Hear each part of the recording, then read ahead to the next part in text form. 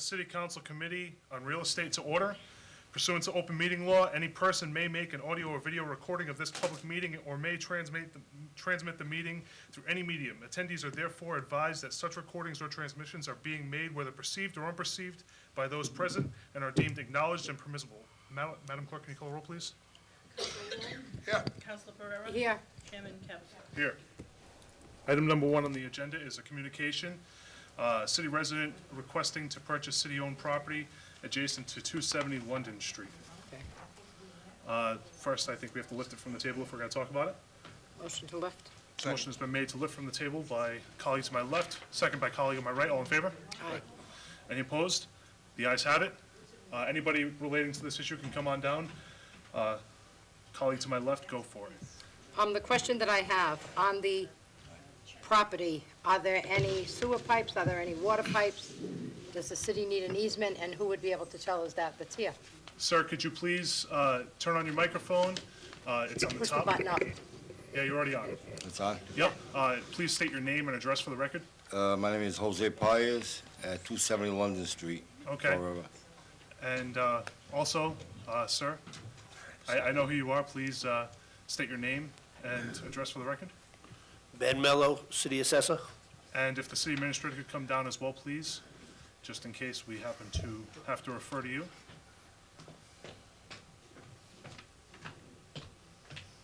Good evening. Name and record for the record, I'm sorry, name for the record, please. City Administrator Kathy Viveris. Thank you.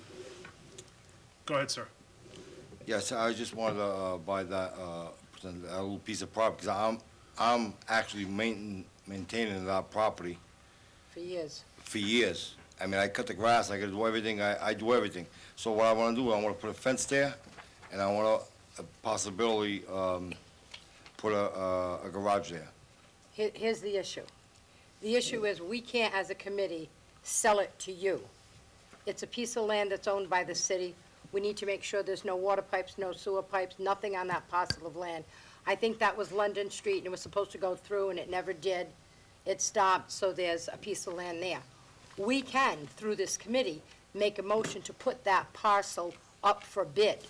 You'd have the right to bid on it, but so would anybody else. So, just for you to know that. Yeah, but But then, I mean, I don't know who else would want it. It's just a small strip. It's not a big strip. it's not a big But we strip. couldn't just sell it to you. It has to come as an RFP. It has to come for proposal from here to get that done. So I would motion to look into it if it's property that the city doesn't need. And Mr. It's a Pius street, is it's a- right. He's it- been taking care of it for years, because Yeah. I frequently go by there, and he has taken care of it. But we would have to get a proposal together to do that. it was abandoned, and I had a lot of issues with rats. Right. A lot of issues because it wasn't clean, and they were coming after me, and the city never I mentioned to the city never took care of it, but I had to take care of it because it was affecting me, so I did take care of it for years already. And I thank you, Mr. Pius. I thank you for that. I've been taking it for years and years of just cleaning all that out because it was a mess over there, and I've been taking care of it for a long time, for years and years. So, It's upstairs, yeah. So we're just finding out where the current, where the corporation counselor is, and reason being is we have a letter. Dear Judge Macy, at a meeting of the City Council Committee on Real Estate held on June 5th, 2017, a discussion was held relative to the purchase of city-owned property adjacent to 270 London Street. The property owner of 270 London Street is interested in purchasing the vacant parcel which abuts his property, which you had stated, and we've talked about this. yes. Following that discussion and on a motion made and seconded, it was unanimously voted to request that your office research whether a portion of Stenziano Street was previously abandoned and to also provide any available backgrounds for the parcel adjacent to 270 London Street. What's the whereabouts of the corporation? He's on his way. All right, let's temporarily recess until I we get to. think Mr. Mello, though, has information that Sure. he wants to Go share for with it. the committee. That property is a paper street. Okay, so a paper street is owned by the abutter to the left and the abutter to the right, okay? So that's not city-owned property. The city cannot sell the property because they don't own it. So I would have talked, if you guys would talk to, or Judge Macy, talk to the city engineer and dissolve, or give up that street to make it a lot, a parcel, then you would have the right to sell it. I guess that's how you would have to do it. Yeah, we have to abandon the You'd have to street. abandon the right, street, yeah. Right. Well, do I have the floor? Yes, you do. Well, absolutely, but if the people on either side of that paper street own to the middle of the street, he could take to the middle of the street, and he could certainly put up a fence, and the other neighbor could do the same, but you'll never get taxes on it. The city won't get taxes on it. But if you sell it as an abandoned street, and if it's sold, then his property value increases, he has more footage on his yard. Yeah, that's what I And you want. have to pay taxes for it. No, but I don't care. So if you want to No, relinquish it. if he puts up a then we can garage, the put in- garage will be assessed. He just can't put up a garage on the paper Paper street. street, of course And not not. get assessed for it. He will get assessed. No, 'cause He will pay taxes on it. He wouldn't be able to put up a garage on a paper street, No. Mr. Mello. That's We what I'm know saying. that. He can't build on that. Right, but he's You'd not have gonna to- pay taxes even on the land if it's a paper street. He'll only pay taxes on the land if it's part of his parcel and his property. Right, he won't pay taxes because, with all due respect, he really doesn't own the land per Correct. se, but he does. Correct. In a way, it's a weird, it's a weird law, you know? So perhaps we should just put that we want that street to be abandoned, and That's your I'm in best- agreement that we take a recess, go on to the next item till Judge Macy gets here. I don't have a issue of paying more taxes. Right, And combining everything in the same lot. I don't have, I'll pay the extra money for the taxes, and then when I do build a garage, I'll pay more taxes. Yeah, but that's, Thank you. So it doesn't, I mean, I'm not, against that, you know, what I mean, once it can go right where my land is, plus that one, yeah. and then it'll go forward. I mean, I don't care paying more taxes. the city's never Oh, gonna here do he that. comes. The city's never gonna use that. Corporation Counsel, could you come on down, please?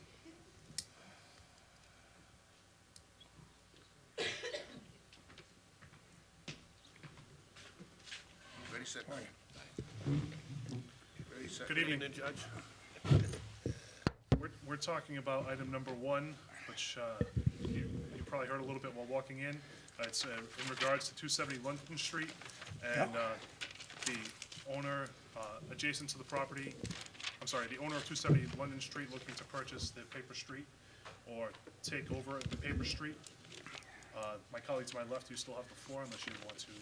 No, I think that this came before the council, a letter was sent to Judge Macy in June for asking for some direction. So if we need to, you know, if we need to relinquish the rights to that portion of the street, if we need to make that a lot, whatever we need to do, we need to do it. What I'm telling Mr. Pius is that this council, that this committee, nor the council, can sell the land directly to him. If it becomes a parcel of city-owned land because it's been, the rights have been relinquished, it has to go for bid, and anybody has a right to bid on it. So how quickly can we resolve this And to Mr. get this out Pires, to bid? just for a point of information, Mr. Pires, how long have you been maintaining that land? That's the paper street right now? Maybe 10 years already? Thank you. I'm sorry, Judge, about interrupting you. Please go ahead. I got a letter in June. I don't know if I spoke to Mr. Pius, I think last time I came here, you were here. but I wrote to him on October 11th.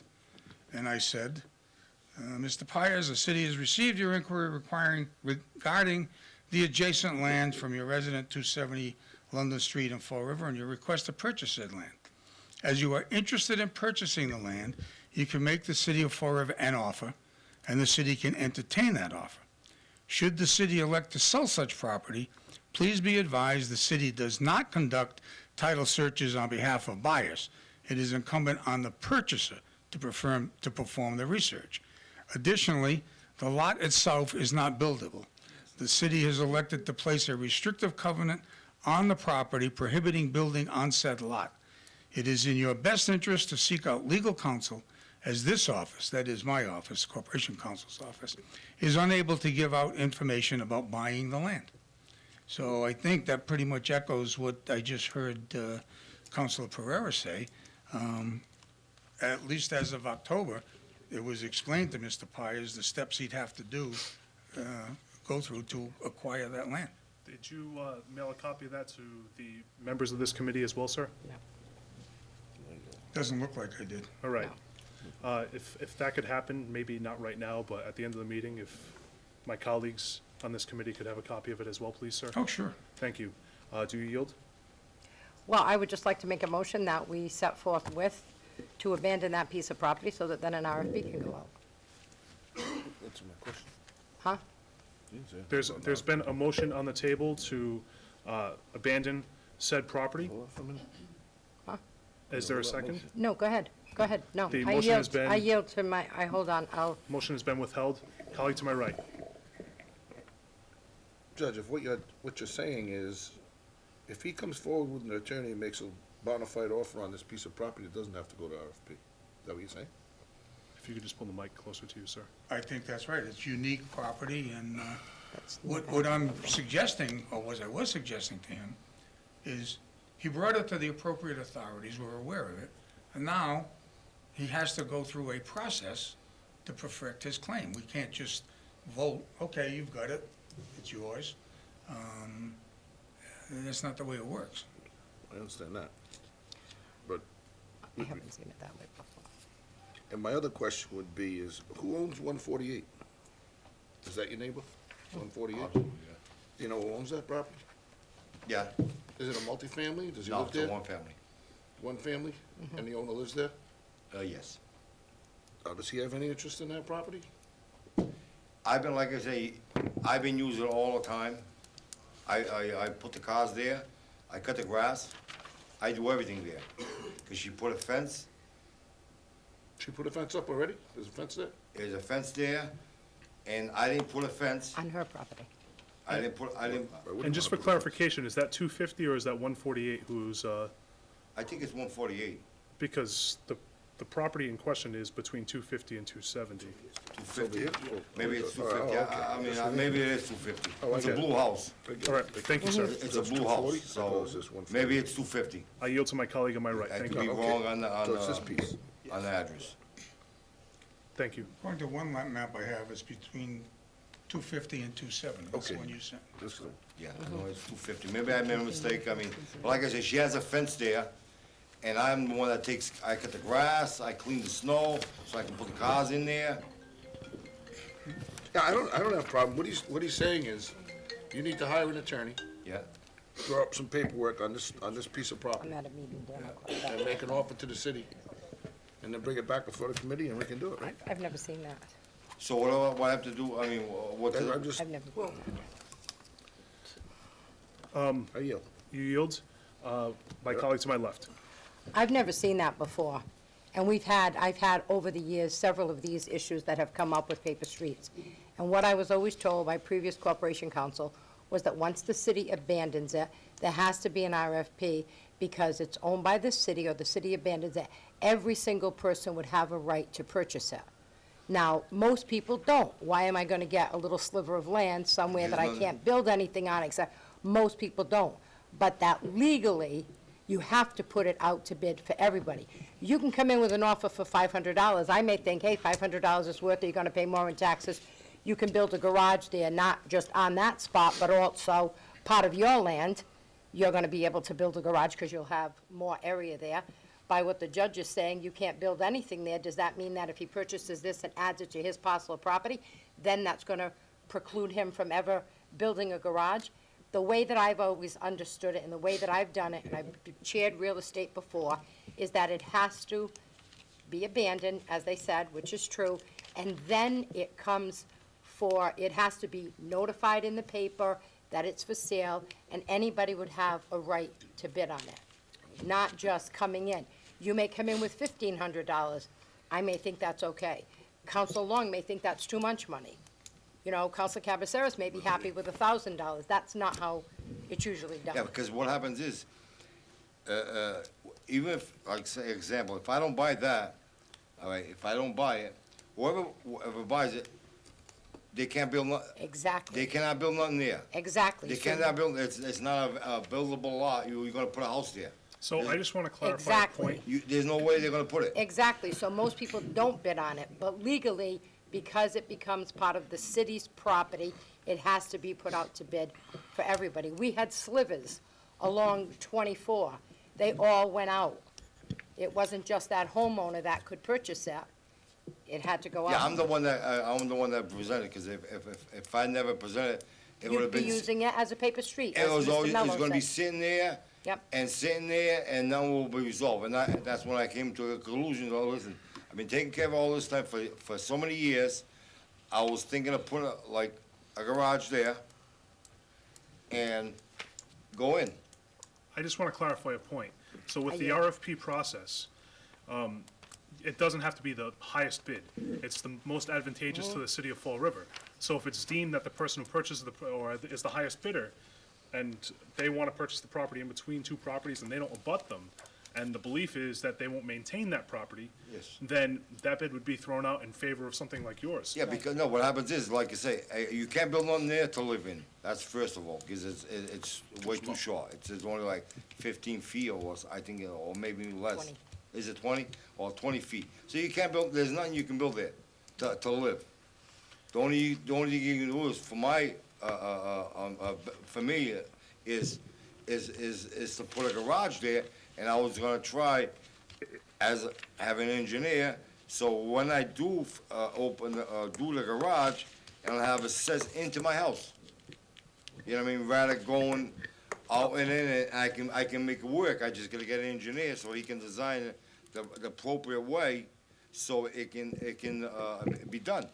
Simple as that, that's all, because that's what, I mean, there's really not, I mean, only if the neighbor, 5 neighbors ahead, behind the left that wants it, but are they gonna put a garage, are they gonna spend $20,000 in putting a garage? I don't think so. But I Well, don't is the know. person on the other side of the street interested in it? No, no. Madam Administrator? you Yeah, wanted to go? yeah, thank you, Mr. Chairman. I think it would be appropriate for the committee to confirm that it is a paper street. If you want to make a motion that the engineer takes steps necessary to abandon that paper street, there's a process for that, as the councilors know. And then once the city does in fact own the property, then you can make decision as far as a competitive process. Because it's possible that the other abutter may be interested if it were to be offered. So where you have 2 abutters, it may be prudent to do a competitive process just to give each the opportunity. But the street has to be legally abandoned and has to become the property of the city of Fall River before you can really take steps to sell it. Thank you. Do you Yeah, yield? I do. Colleague to my right. No, I was just gonna reiterate to Mr. Pires that at the present time, you have full use of that property. We go through this process, and the person who's the other abutter is gonna have the ability to purchase that property just like you. Yeah, which is fine. So make a motion to, I, If I could have the opportunity, if you'd indulge me. You can make a I motion. yield. Okay. 2 questions. Have you talked to an attorney about this yet? I talked to, this is about maybe 5 years ago, I talked to my attorney, and he told me he can get me that property. I'll have to spend about $5,000 to go to court and whatever, and get the city involved and see what the city, how that situation is with the city. Is it abandoned, is it not, is it off the street, he didn't know.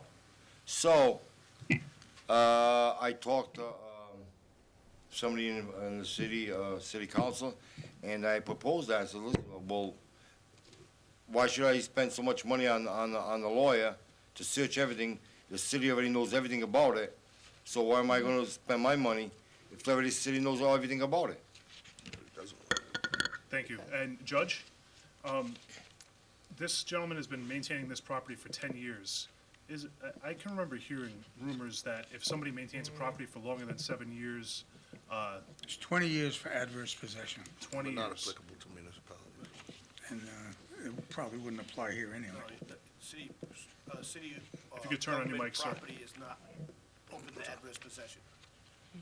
Is your mic It's on? not applicable to municipalities. Okay, and that's a clarifying point. Thank you. Right, Colleague to my left. I just think, Mr. Pires, you've done a good job in maintaining it. I thank you for that. I think that you did the right thing coming here, bringing it to the council's attention that this abandoned piece of property, although it's not technically abandoned, is something that you're interested in.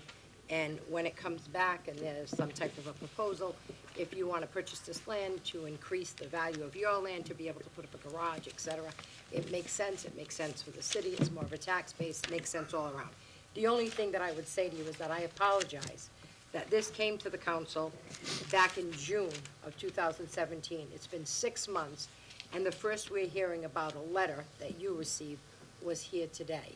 Had we known that a letter had been sent to you to seek legal advice or this or that, we could have brought that to this committee much sooner. So I apologize for not knowing. Yeah, that it was sent to this is you. my second, thing already here. Yeah, see, I had no idea about that, and I apologize, because something like this shouldn't take 6 months. Yeah. There's an issue, resolve it, you know, as we say in Portuguese, dito e feito, you know, Yep. said and done. Let's just move on it. So I would recommend, my motion would be to have the engineer look at it, and let's get this abandoned so that we can Second. put it up for sale. All right, so the motion was made to have the engineer look at it and abandon this property eventually, Yes. or Research, the research. possibility of abandoning this property. And it has been seconded to my colleague on my right. Anything on the motion? Anybody at the table want to add anything to this motion? Yes? Just that if it's the committee's intent, it might also indicate that once it's researched, that the engineer takes steps to formally declare the street abandoned, so that then you'll be able to sell it. Would anybody like to amend the Yeah, motion? that's fine, that was the motion to So- have him do that, so. Okay, all right, so that was the intent Yep, of the that was motion. the intent. Thank you for the clarifying point. And just for your information, what's going to happen is the engineer is going to go through the process of looking at whether we can abandon this property. Then when that happens, we have the ability to put it out through an RFP after abandonment. Then you have the ability to put a bid or a proposal on it. And it's this committee's charge to decide which proposal is best for the residents of the city of Fall River, whether it be yours or whomever's.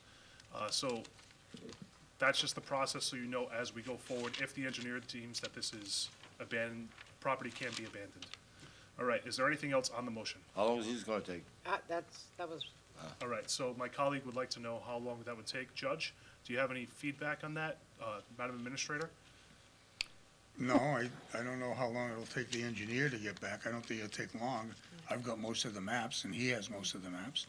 And I think the only real question would be whether anybody else is interested, which the engineer wouldn't know, that would be after the fact, and whether, because of its location, I can imagine anything, I guess. It's near the school, so I don't know if anybody would express an interest in keeping it open. I don't see how it could be a fire lane because it ends. Yeah, there's a wall there. But, you know, I can't speak for anybody else. I don't think it would take too long.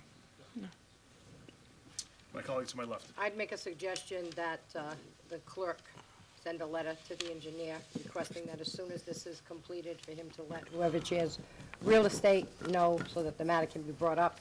I'd hate to see it take another 6 months, so put that there is some expedience on it.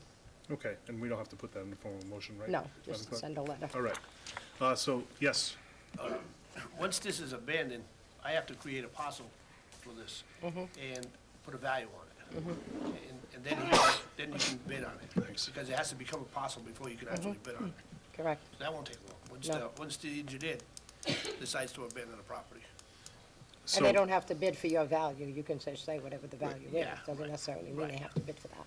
So can we put a date on this, having them get back to us by, say, like we February can, 1st? if you're willing to amend it, to have a date Would that attached be to it? February unreasonable? 1, that seems reasonable. Yeah, amend it to, February report back 1st? to real estate by I'll second February that. 1st. All right, so What's this? there's been a motion to amend the current motion to add the language, report back to the Committee on Real Estate by February 1st. That way February 1st. you have a date. And it's been seconded to by my colleague on my left. On the amendment, all in favor? Aye. Any opposed? The ayes have it. On the amended motion, would anybody else like to add anything? All right, so the motion has been made and seconded.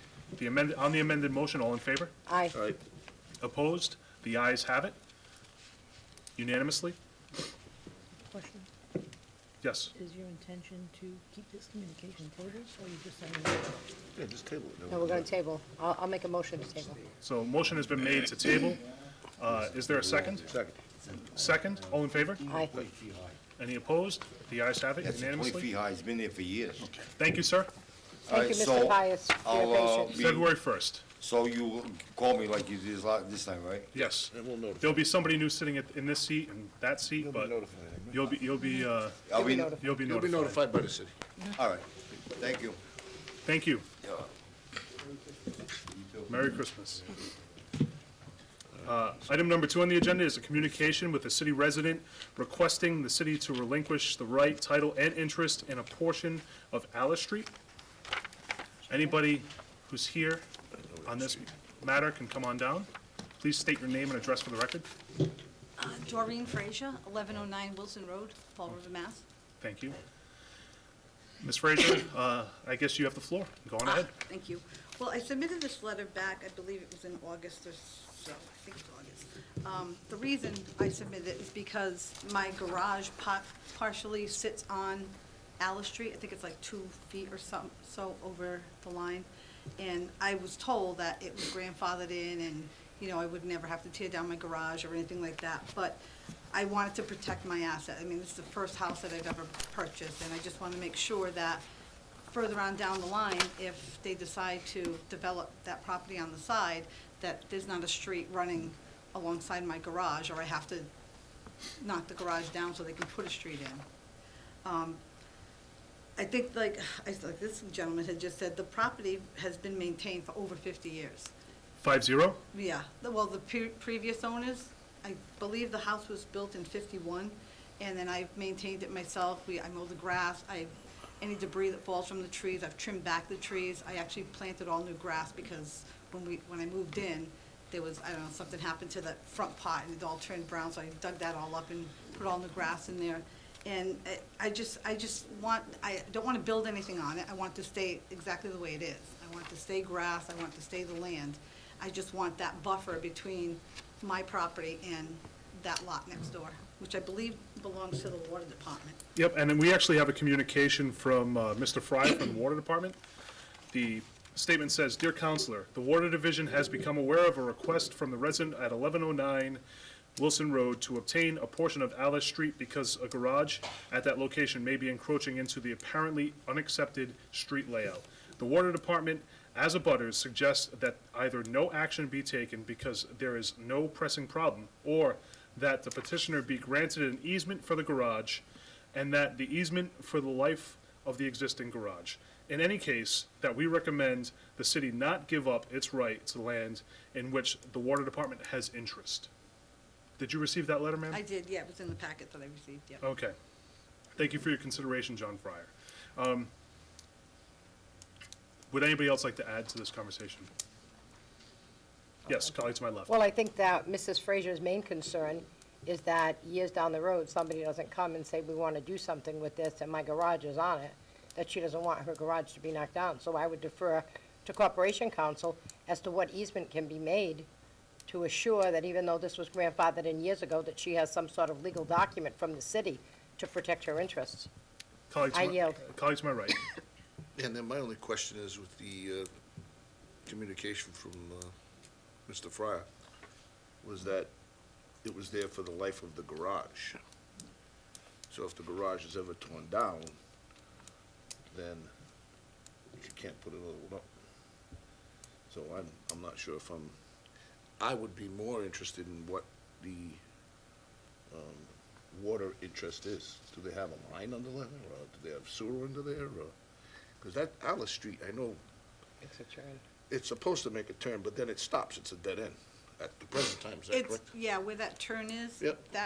All that woods that comes up, that's the paper pot of Alice Yep. Street that goes from, through Mr. Sullivan? Alice, And then that it Aldea, would up to turn- Wilson. Yeah, then it would turn around and go out to Wilson Road. Yeah. Well, it goes straight up into Wilson. Mr. Sullivan, if you could comment on my colleague's question about the current use of the property? Certainly. So we own the large parcel moving to the east from that property, heading all the way down to Pondview Road. So our position is we don't want anything to happen to the garage. We'd be happy to have an easement there. We don't have a current plan for that land and hope to hold it as conservation land. But if there were ever a future use for that land and Alice Street were completely abandoned, we wouldn't have that access point into the land.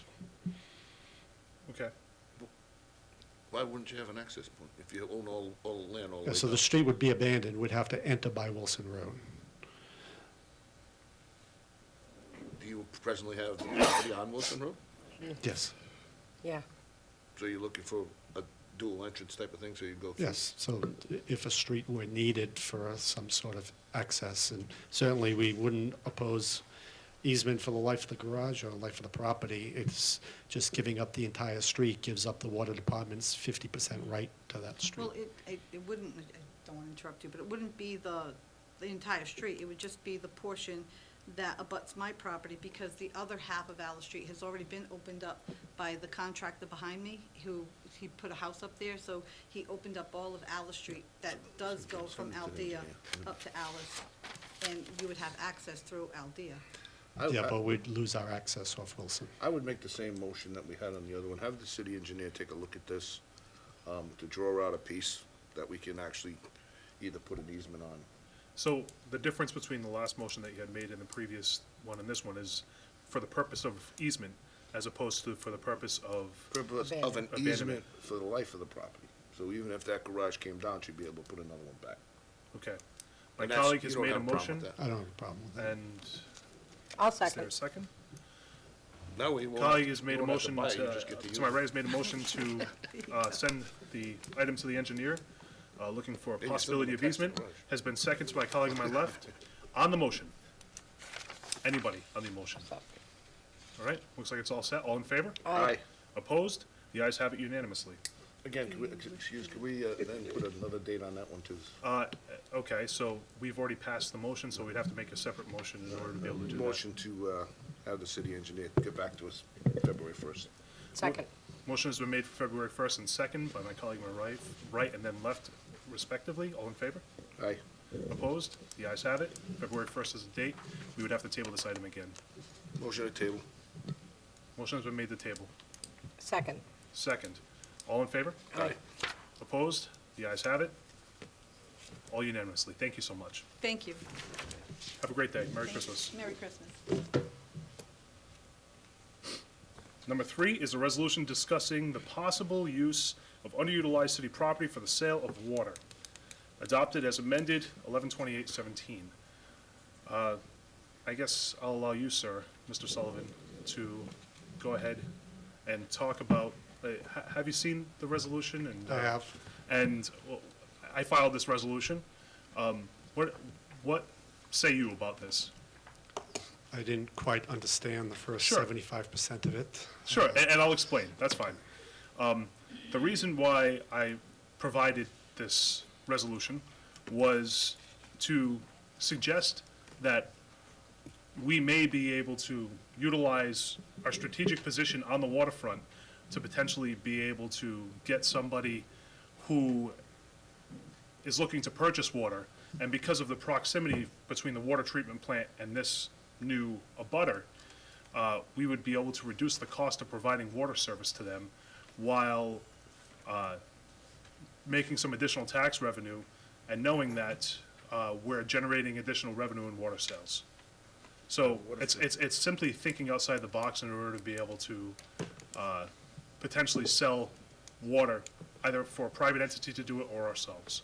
Waterfront, so- you talk about the Northwood Top Pond. Northwoods Upper Pond, yes, sir. So several comments. First, if the water still has to go through the drinking water treatment plant and pump through our pipes, whether it's 100 feet away or 4 miles away, it generally doesn't cost us a difference in cost to move that water. We do have 4 million gallons per day of available water to sell due to our reductions over the last 20 years. And as you probably recall, we've been making efforts with the towns of Tiverton, Freetown, and Westport to try to expand our sales, and certainly any expansion within the city of Fall River. I would not be in favor of selling watershed protection land on or close to the Northwood Upper Pond. As you probably know, we own about 5,000 acres surrounding the pond, mostly either within a conservation restriction to not allow any building, or purchased as watershed protection, most of it to avoid building so close to the drinking water supply. We certainly don't want to set up any instance where there could be any potential contamination into the water. That's why we don't allow people to fish on the pond at all, and that we've secured all of that protected land. But I do agree with you that we want to sell more water. We have water to sell. We're permitted to sell 14.59 million gallons per day. We're currently only selling about 10 million gallons a day, so we have over 4 million to sell. And the reason for that, in part, is in the 1990s, with the passage of NAFTA, many of the remaining textile companies closed or left, and that's where the bulk of our loss of sales went to. As an example, Pioneer Finishing, that was on Middleat Bay, used to use 1.2 million gallons per day, completely closed now. So that reduction of about 3 to 4 million gallons a day was the loss of the textile industries. So I support your idea to sell more. We've been trying to do that, either with expansion of business within the city or trying to support our abutting towns to expand their systems so we can sell more.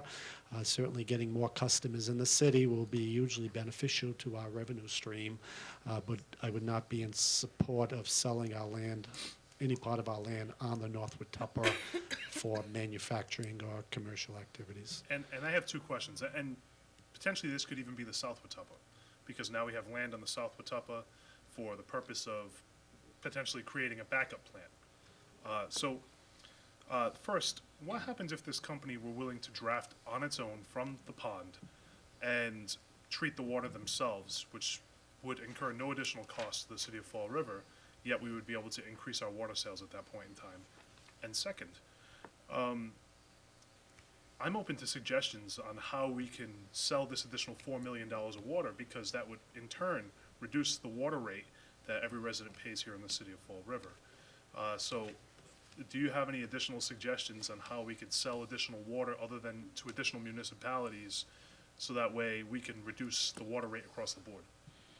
Well, certainly the creation of more economic business activities within the city, more businesses, and we sell more water. Unfortunately, many of the businesses these days are much lower water use than they used to be in the past. Any expansion of the residential population means more water use, and we've modified the intermunicipal agreements with the 3 abutting towns to try to assist in their expansion, and there's some potential coming out of that in the future. I would still be opposed to even selling a couple of acres sitting on the North Watuppa Pond for a business to draft from our pond. Just that presence of activity right there is a danger.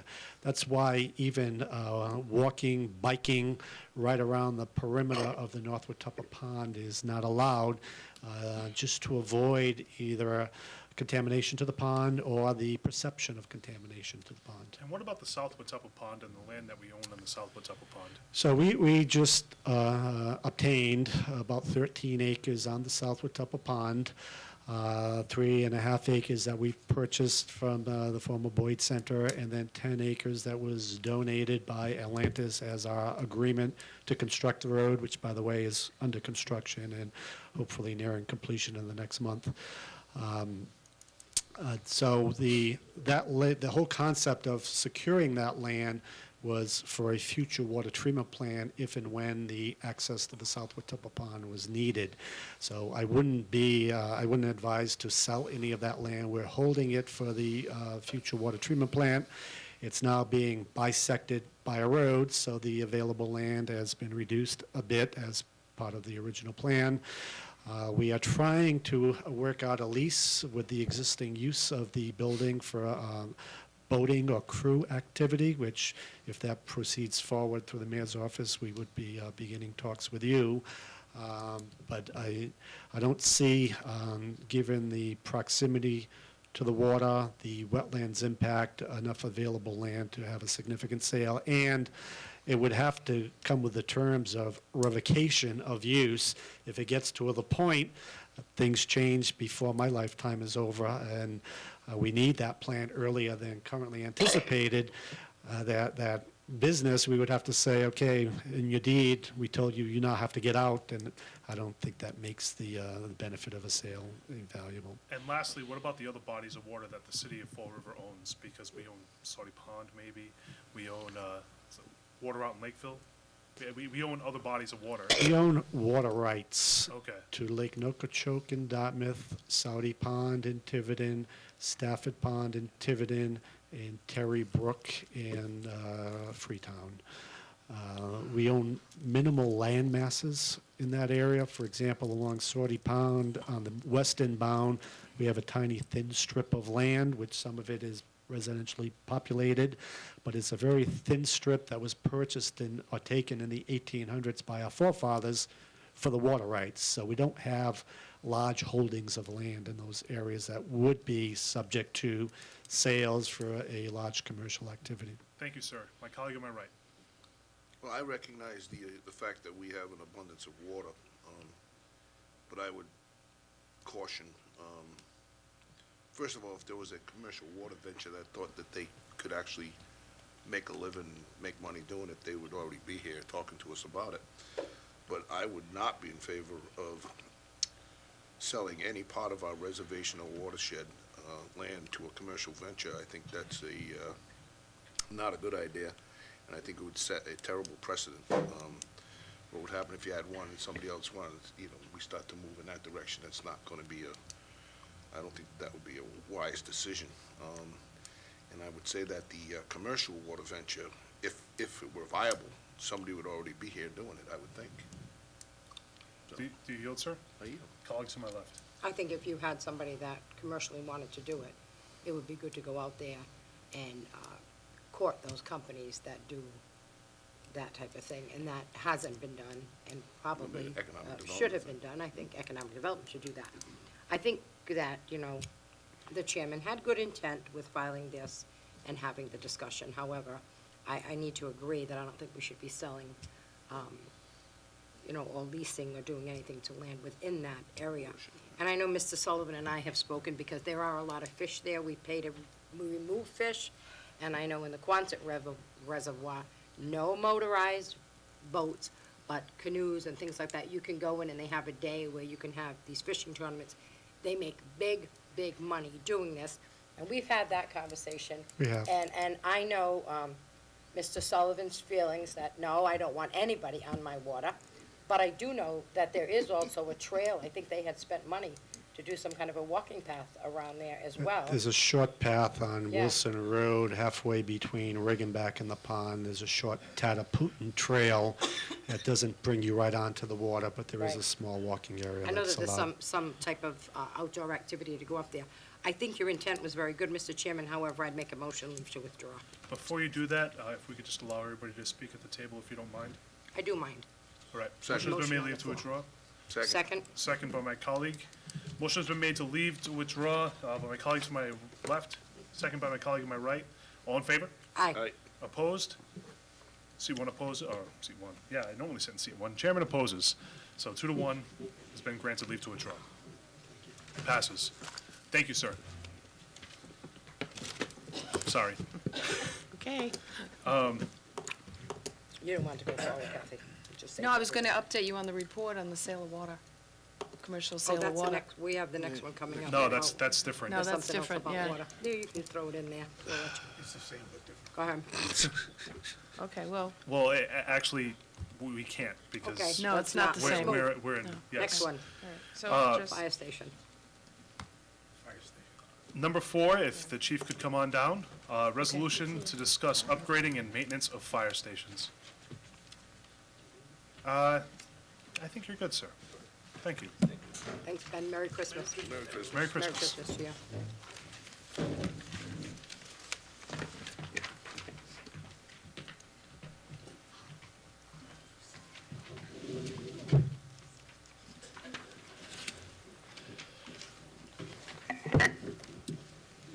Good evening.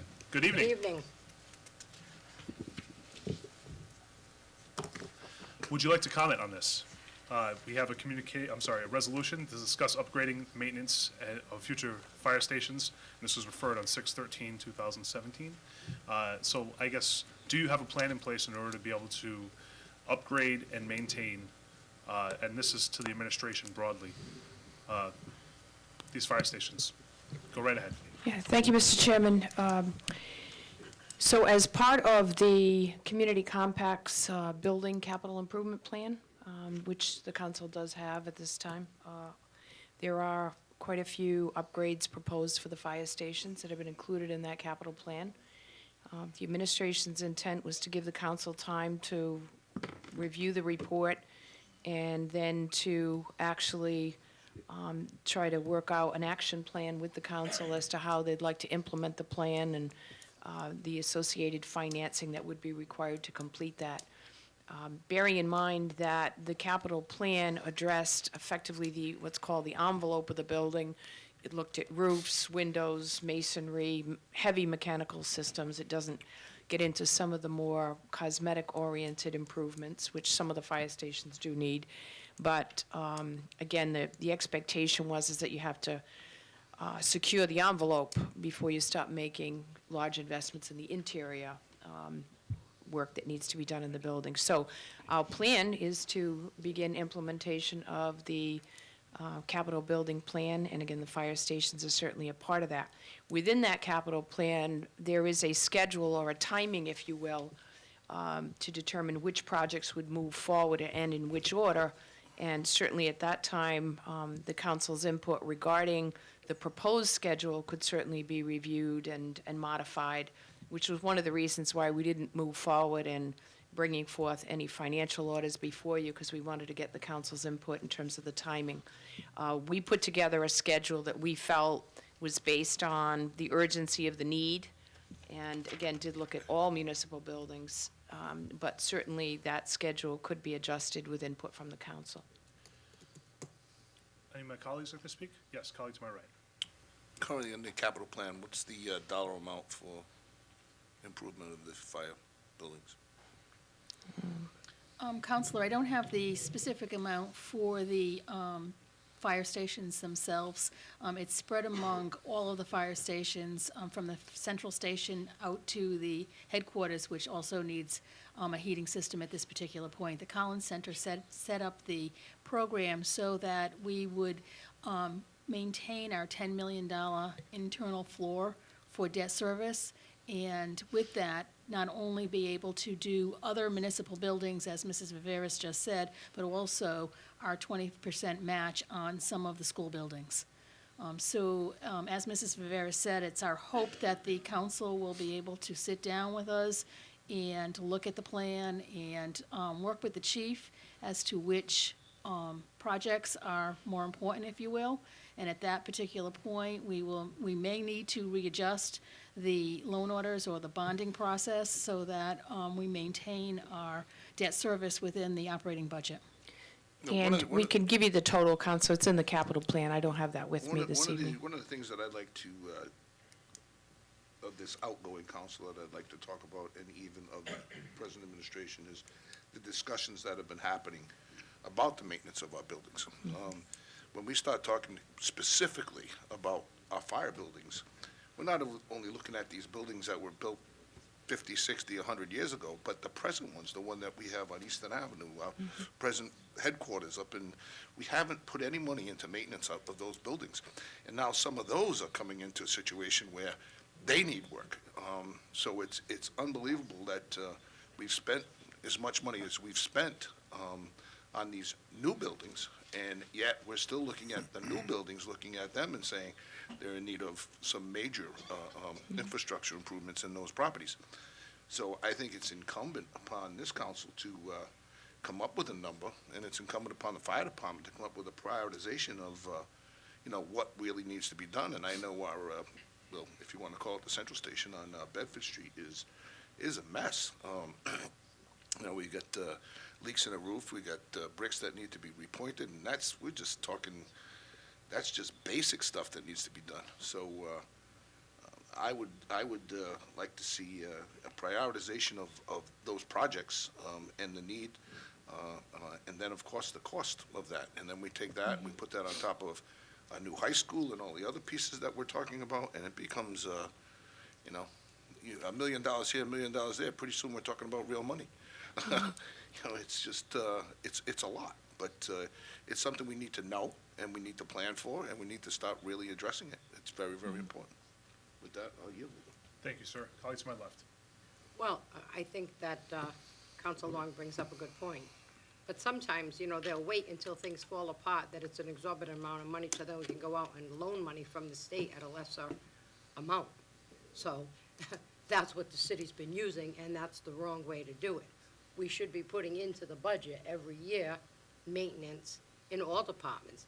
And when the city doesn't have enough of money to do that, it just doesn't get done. Chief, have you looked at possibly closing one of the stations and adding your manpower to the other stations? I know I read an article that talked about how years ago, you kind of went from inside the city out, Yeah, that, and now they're looking at Counselor, going in all due outside. respect, that's not really viable. I mean, It's not here. I can show you a map of where every station is strategically located. And in all fairness, it's perfectly designed. If we were to drop a station, some neighborhood's going to suffer for that. Even if that apparatus was relocated to another station, it still leaves response times that are going to get extended because now the apparatus, let's say you're going to close the center station. That leaves the center of the city barren. So the next station that's closest would probably be Plymouth Avenue. And right now, Plymouth Avenue doesn't really have any bays where we could relocate the apparatus from the center station. Most of our stations are already filled, It's a capacity. I yes. just found it an interesting article. I read it on the plane. There was an article that I was reading where they were talking about the changes and how they felt going from inner city. That's why we had the central fire station. That was kind of the center of Fall River, and the response time going out. That now, as we put and build fire stations in the north end, up in the Flint area, and that you stop putting them around, that the response time is better, and you have more manpower on that equipment. So even when that equipment gets there, it's immediate. So I was just asking, I know that you know the city and the layout. It was just a thought that I had, you know, that was brought up by the article that I read. But, and, you know, when I look at the Plymouth Avenue station, that heating and HVAC system there has never worked. I know. It's never worked It's since the true. day you built it, you know? And we don't go after people that do work for the city, and if it's not working right, we almost need an ombudsman to go after somebody to say this wasn't done right. I think the only time we ever had a meeting here was about the roof on this building, that we went into executive session, because we had to fight that hard to get the guy to fix the roof. I wasn't on the council then when they did that, but I remember being shocked that they went into an executive session for something. But other than that, we don't. Being on building committees that I was on, I know that, you know, Henry Lord, they put the flashing in wrong. But there was a group of people there that knew enough about it, and we fought them and said, you've got to fix that, or it's not going to. So when things are being built and done, I think that there needs to be good people there to advocate and fight for the money that the taxpayers of this community are spending, to make sure that it's being spent the right way. And now I'm hearing that the heating system down the north end, I think, is that what Mr. Sahadi said? The north end, there's a problem with the heating? Do you need new heating down there? I believe the Collins Center identified that the heating system at the headquarters would need to be upgraded. We've had problems with it since it was built, and Right, so now we're gonna pay to upgrade when we didn't make sure that it was done. I just, No, Jesus. I agree I with built you. a house and I was on their throats, you know, I wanna know what you're doing every step of the way. It was my money that was invested. So we need to be doing that, administration needs to be doing that as administration, that you need to be on people, because it may not be money coming out of your pocket, it's money coming out of every single taxpayer in the city, and I couldn't agree with you more.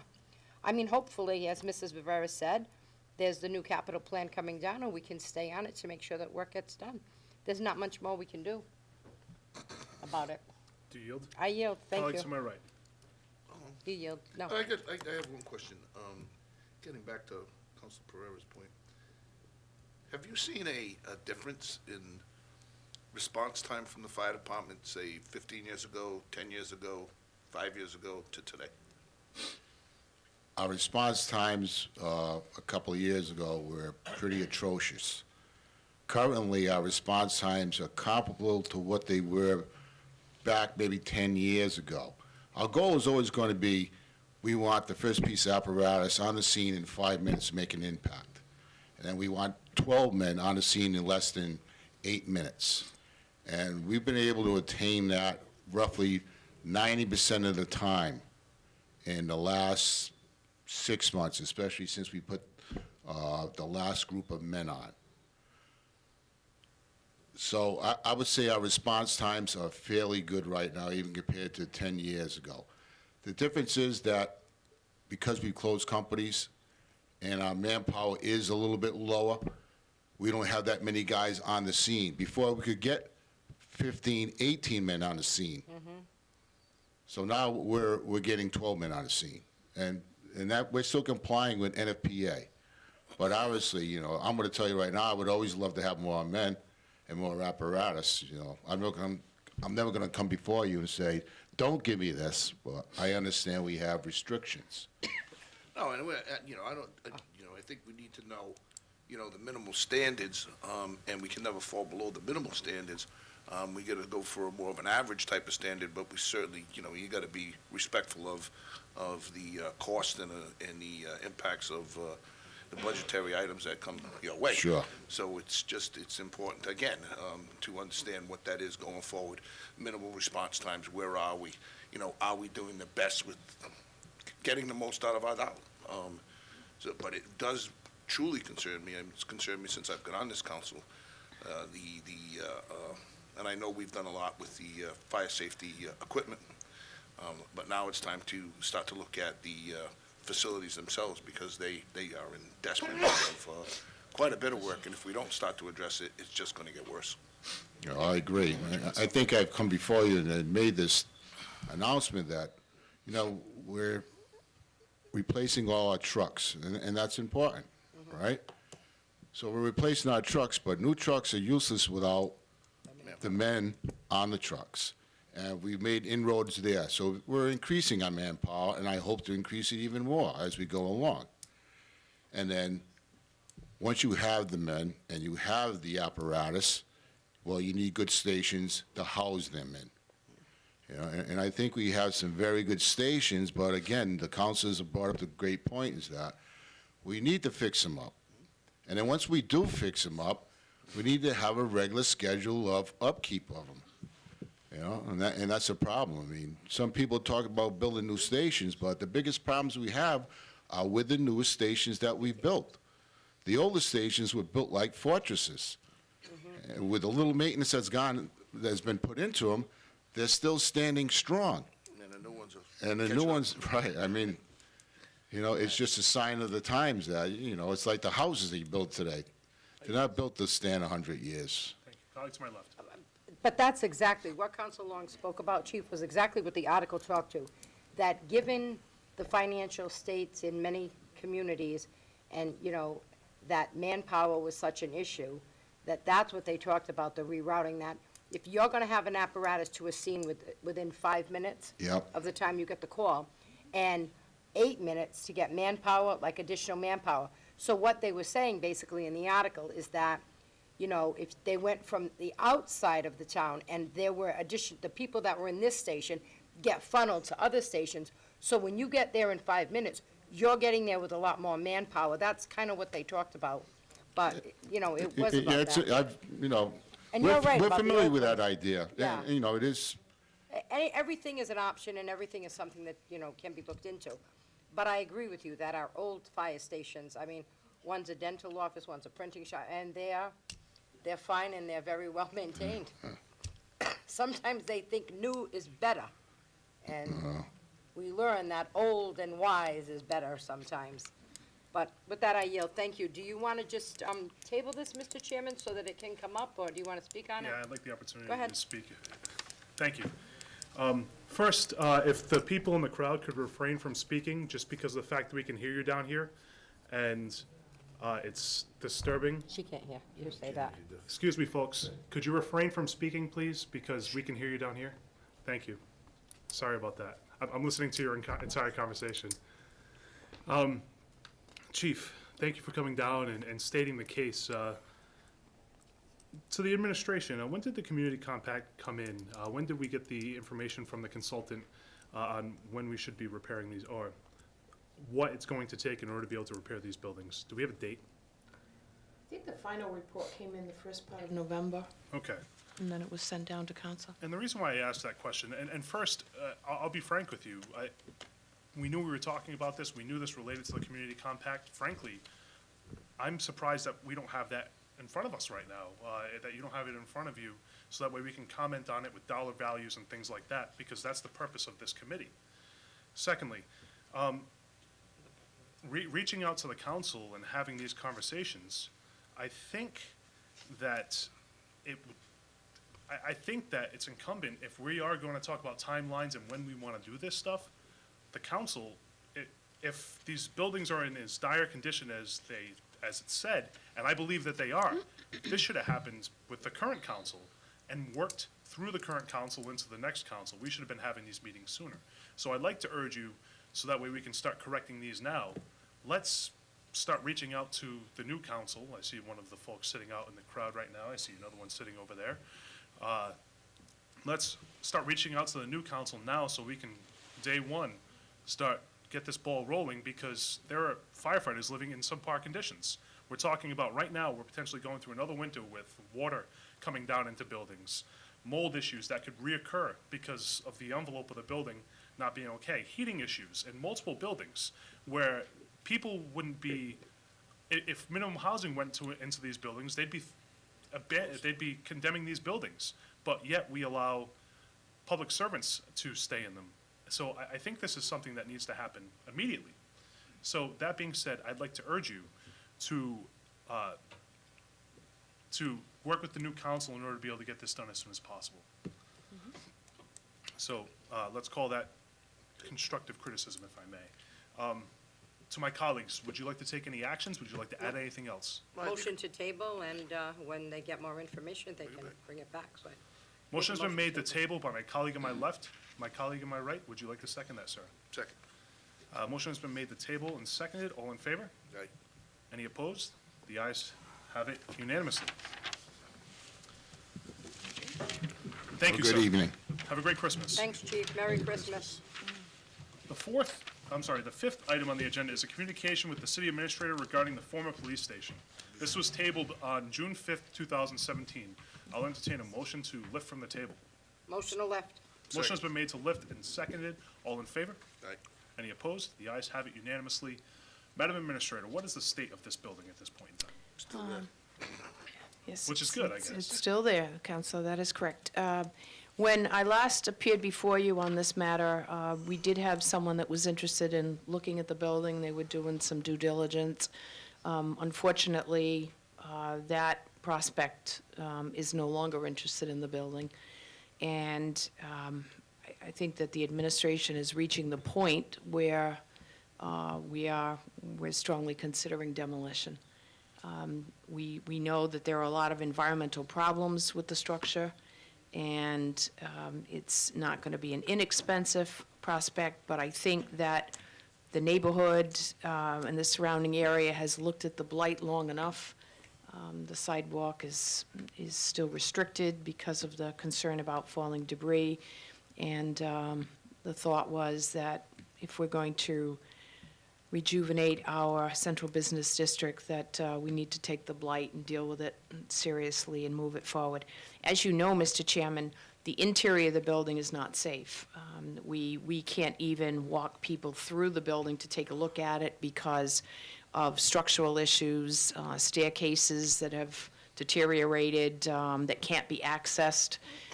So the interior has some significant deterioration, and it continues to deteriorate because it continues to have water leaks and things of that nature. So unfortunately, while the building is a building that we'd like to preserve, we have been unable to find a developer who's able to make the improvements that are necessary and make it financially viable for any kind of adaptive reuse.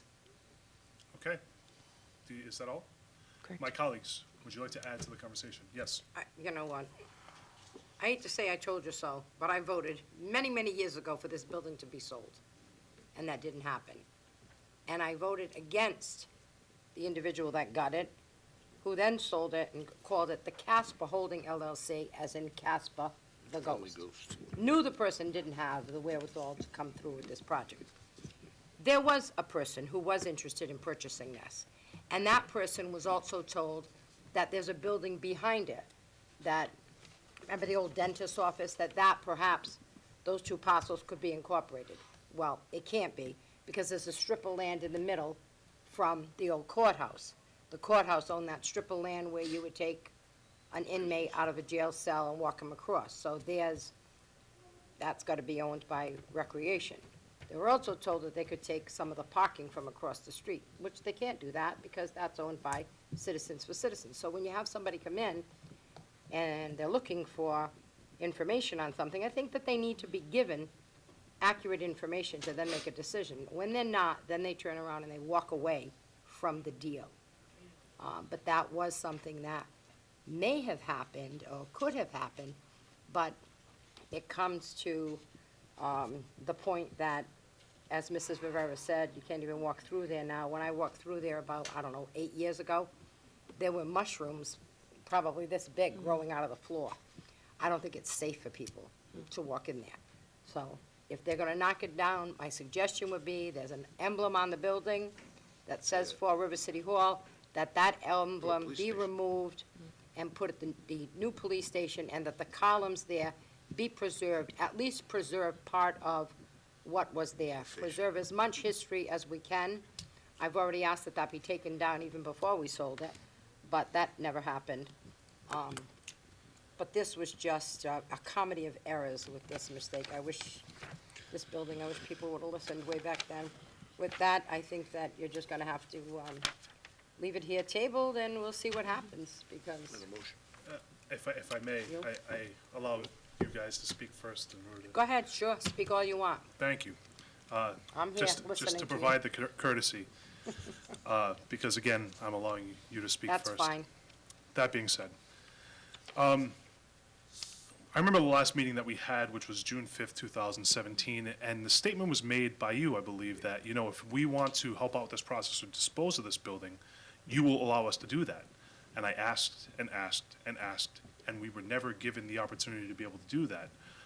One thing that I'm concerned about is we haven't seen the open RFP of, let's put it out there for a minimum bid of $1, as is, no restrictions. And I get it.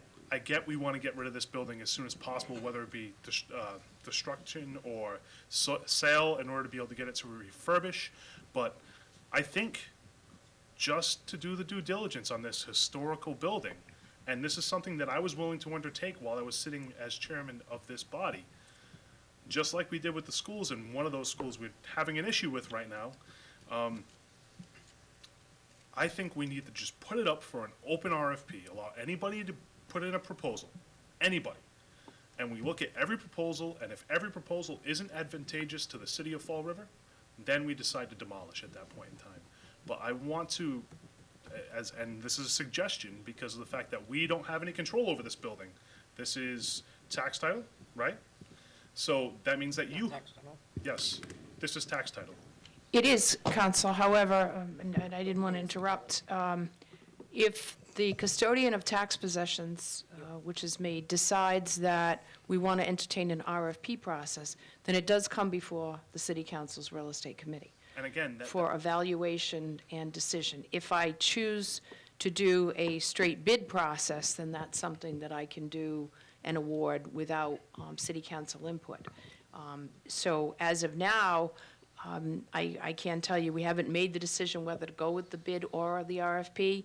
We have talked about the RFP process, and I think that's important, and one of the pluses of the RFP process is it allows us to thoroughly review and question the financial capacity of each bidder, so that we don't have a problem, which we've encountered with other properties, and Councilor Pereira just recently address the problem that we had the last time with the police station. So Again, I think the RFP process is definitely an option for us, and I think it's something that would allow a little bit more vetting to be done, given the location of the building, and also even just the demolition. I mean, it's going to be a significant cost to demolish that structure. And we want to make sure that whoever undertakes it has the financial capacity to get that done, even if it is demolition. So And I again, think that's important. I want to implore you that we exhaust all options, and that means let's do the RFP. Let's put it out there so everybody and anybody has the ability to put down a dollar bid. A dollar bid for this building, we get it on the tax rolls again, and they have an adequate plan because of the fact that they have the proper financing and the means in order to be able to do so to replace this building. A lot of times what happens with these buildings is we put these unrealistic price tags where we aren't realizing that we just need to get this back on the tax rolls again. This is paying $0 in taxes. Meanwhile, the burden to taxpayers continues to go up and up. So again, I'd like to implore you, whoever is sitting in this seat, work with that person in order to be able to dispose of this building through the RFP process. And even if that means relinquish it to this body, if you have the means to do so, do so. Because, and I'd like to kind of send kind of a word to whoever's going to be taking this place. Sell that building for $1. Put out the minimum proposal for $1 with no restrictions and see what comes in. And ultimately, at the end of the day, you can refuse every single one of those proposals because of the fact that none of them are advantageous to the city of Fall River. Isn't that correct? Well, Counsel, I have to try to recover the outstanding taxes on the building. Try. Exactly. So, but I'm just clarifying. I mean, I can't leave it open-ended. I have to try. But we can word the RFP, much as we did with King Philip, to say that, the asking price, but not the required minimum bid. So there is a way to do that. But I just want you to be mindful that the ad will never be totally open-ended on the price, because we do have to try to recover the outstanding taxes. And In we this ha- particular case, it's not a large number because of the way that we acquired, but nonetheless. And we have a corporation counselor with the linguistic skills of Shakespeare, so I know we'll be able to word that in such a way that will get the type of proposals that we want done. Colleague to my right. I think if I heard you properly, you can go to RFP or you can go directly to a bid. Yes. As far as I'm concerned with the RFP, that just takes way too much time. This building needs to be taken care of. If it's a bid, I agree with him. Let's just go to a bid, see if somebody wants it. If they want it, they have to have the wherewithal and the finances to get it done. If they don't, we have to make a major decision. Now, if we were to demolish this building at the cost you're saying, could we then put a lien on that piece of property to say, now that it's demolished and it's clean and it's ready to go, could we say to somebody, okay, if you're coming in to buy the piece of property, we can then recoup some of that money at that point? Now, if the city expends the funds, it can't lien itself. So it wouldn't be a possibility. What would have to happen is if we lien when it's owned by another entity and we still have to tax come it. in and, exactly, yeah. So we That would wouldn't the be only able lien to. that you would have. Yeah, we wouldn't be leaning ourselves, which is why I anticipate that we would do either the bid or the RFP process before doing any actual demolition, and hopefully put the cost of that on the successful bidder as opposed to having the city go out of pocket for it, because you're looking at hundreds of thousands of dollars to do I get that. it, but I look at this, and we start talking about vacant buildings and surplus properties, and there's a lot, there's quite a bit. And it seems like it takes us forever to move on any of it. But when we start looking at improvements to the fire department, building a new school, this time is of the essence here. We gotta get as much money as possible that we can get in, that we can utilize, either for renovations of fire department property, building a new school, that type of stuff. So, I get all of this process, but I think it's really time that we have to start to move and get to some resolution on some of these properties, and it's important that we get it done. We, I don't know if it's on the agenda, but, the status of the properties we sold when we first got on the council, I'm still sitting here waiting to see what's going on with those. I don't even know if they're closed yet, and I'm like, I don't understand how a year and a half we can't close a piece of property. I don't understand. I know all the processes, and I heard all the excuses, but if it was in private hands, that would have went bing, bang, boom, and done.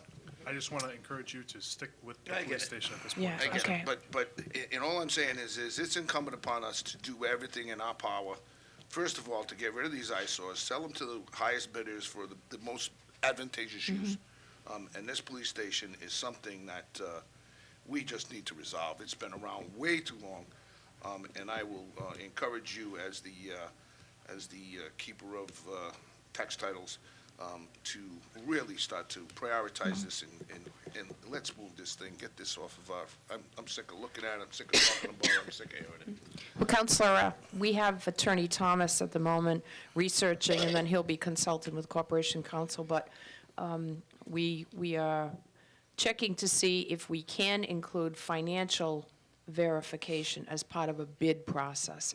Normally, those kinds of, subjective criteria are part of an RFP process, but if it's determined that we can, in fact, make the financial strength of the bidder a requirement, if you will, or an eligibility factor for bidding, then I agree with you totally. Then we could do a bid process. It is much quicker.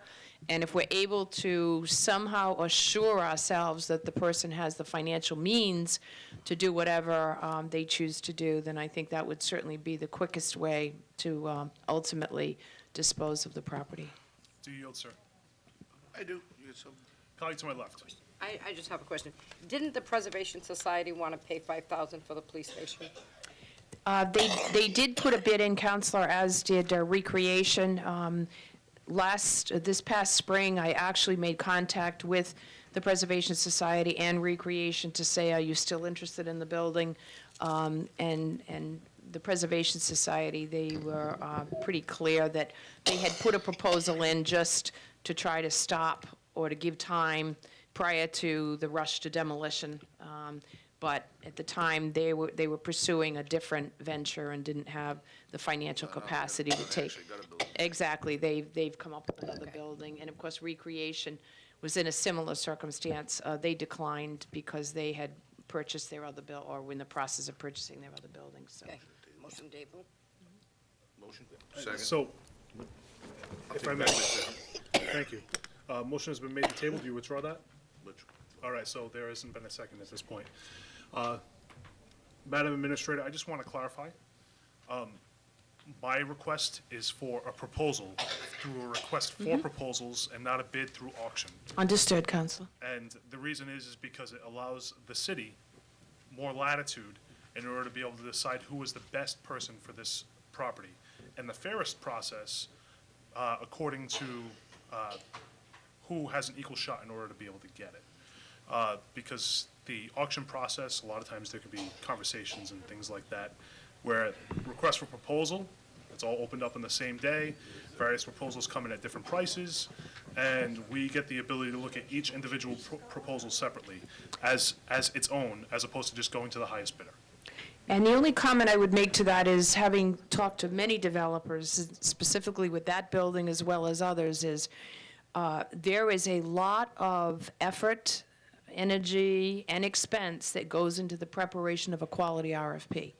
So Right. some of them are hesitant, and again, it is competitive, so they understand that they could spend a lot of money getting renderings done, doing, financial analyses, researching eligible zoning, because again, it is a qualitative process, and many of them feel that in a competitive process, it's not worth making that kind of an investment. Whereas the bid process, they simply show up, and if they have a check that is enabling them to qualify, then the process moves forward. Even to Council Long's position, it's quicker, and they don't have to expend the same amount of resources.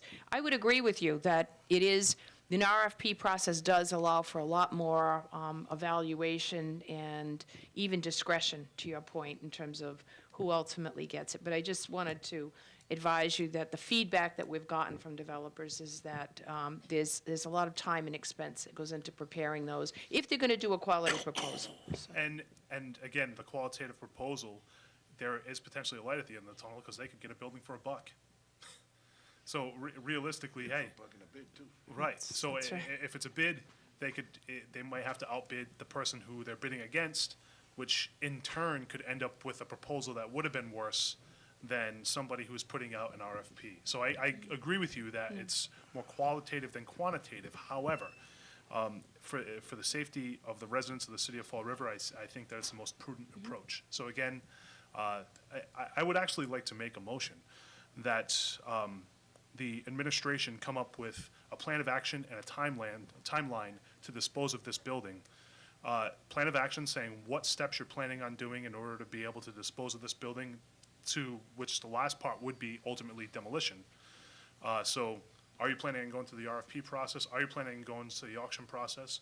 What is the timeline associated with that? And in the event that all those avenues are exhausted, when do you plan on demolishing? So I'd make that in the form of a motion. Can I get a second? No? No second. All right, so, I make a motion to renew the table and so the motion has been made to table, leave this to our next council to figure out. and I'll second that table. All in favor? Aye. Opposed? The ayes have it. Item number 6 on the agenda is a resolution to discuss inventory of city-owned property for sale. If the Corporation Council could please come on down. And we need Motion to lift. Motion has been made to lift from the table, and I'll second that. Motion has been made and seconded. All in favor? Aye. Opposed? The ayes have it. 2-1, 2-0, I suppose. Unanimous. Yeah. Do you have any questions, colleague to my right? I know you started bringing it up in the last item, so I'll yield the floor to you, Yes, sir. can you give us an update on the properties that were recently, well, in the beginning of our term, we sold some school properties and any properties that are currently available?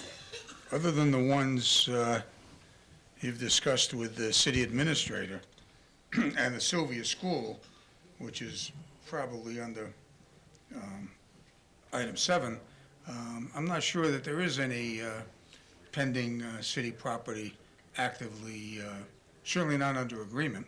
I don't What's know up where with it is in Coughlin, terms- Lincoln, and Sylvia? Coughlin, closed. And as a matter of fact, I ran into the fellow, Mr. Diogo, in the hallway about 2 weeks ago, and he was explaining to me that although they're doing most of the work themselves, they expect to have they expected to have the roof on before this last snow. So I think I talked to him, before it snowed. So he says they're progressing along on the plan that they had explained. Most of that work is in-kind labor. A lot of the members of that This is good progress. club making some progress. The Lincoln School has closed, and I haven't monitored the construction. I'm not sure that he's asked for any variances to date, but I know that it, as far as I know, it's secure. And those are the city-owned properties that have, and it's been sold. It's closed. How about Sylvia? Sylvia is, once again, about to close. And I will tell you that the last time I was at this city council, I think I used the word imminent. And that time it was imminent. And I will tell you exactly what the problem is, and I think you're probably going to be a little surprised unless you already know. Last time I was here, we were waiting on environmental and other reports, which I had been told had come back clean. We were just waiting for the physical reports. They did come back acceptable to the buyer, and we were ready to close.